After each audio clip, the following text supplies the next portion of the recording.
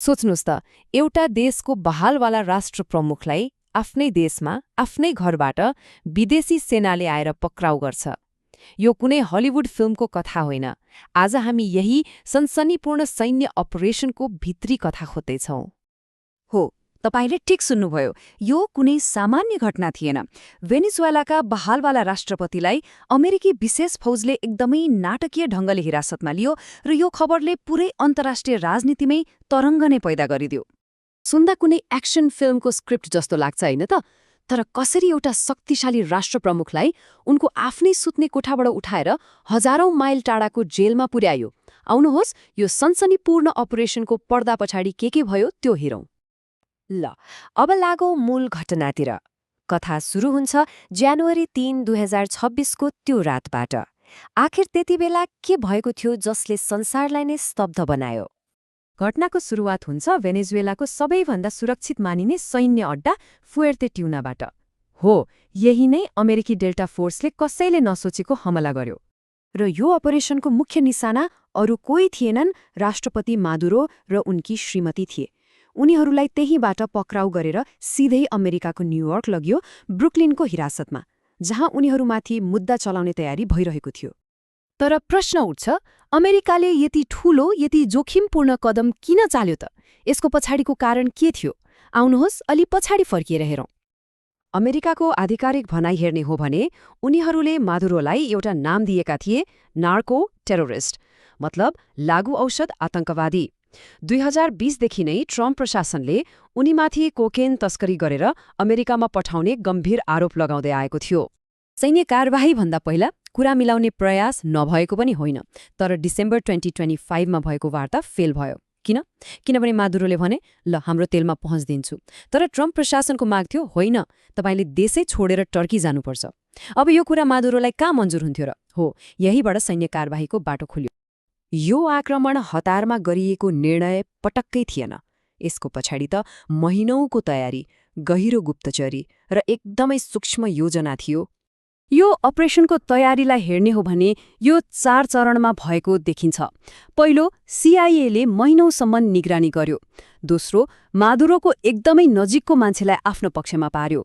र तेस्रो, जुन सबैभन्दा अचम्मको छ, अपरेसनको लागि राष्ट्रपति बस्ने ठाउँको दुरुस्तै नक्कल तयार पार्यो र त्यसमा डेल्टा फोर्सले गहन अभ्यास गर्यो, ताकि गल्तीको कुनै ठाउँ नै नरहोस्।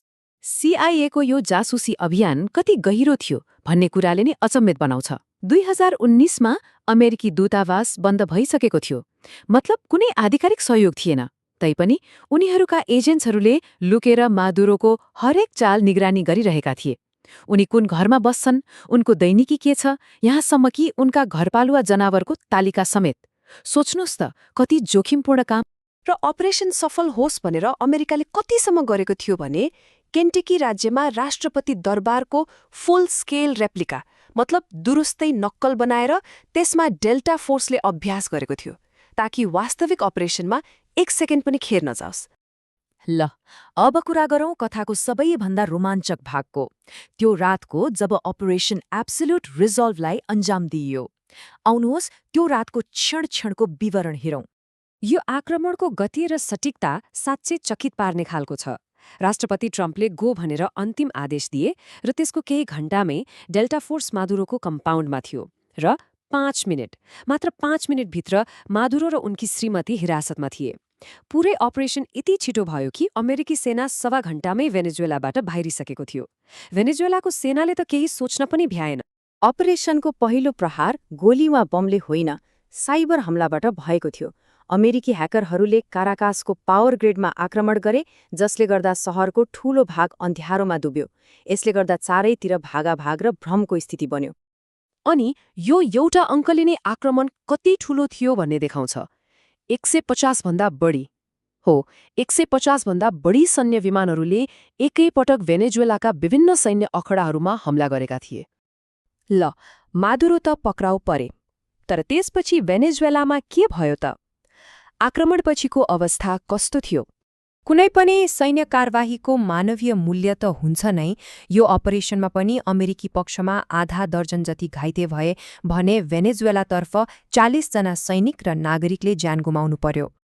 आक्रमण लगत्तै राष्ट्रपति ट्रम्पले एउटा घोषणा गरे जसले अमेरिकाको नियत के हो भन्ने कुरामा धेरैलाई स्पष्ट बनायो।